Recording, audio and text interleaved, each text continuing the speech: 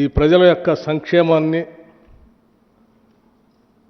పాలనని, ముఖ్యంగా సింగరేణి సంబంధించిన ఆస్తుల్ని కాపాడాల్సినటువంటి వ్యక్తిగా వీటన్నిటిని చూస్తూ ఉంటే ఏ రాబందులు, ఏ గద్దలు, ఏ దోపిడీదారుల ప్రయోజనాల కోసమో ఈ కథనాలన్నీ వస్తున్నట్టుగా కనిపిస్తూ ఉన్నాయి. చిన్నప్పుడు నేను ఎక్కడో వినేవాడిని, ఏ నినాదం వెనక ఎవరి ప్రయోజనాలు దాగున్నాయో అని. ఏ నినాదం వెనక ఎవరి ప్రయోజనాలు దాగున్నాయో అని.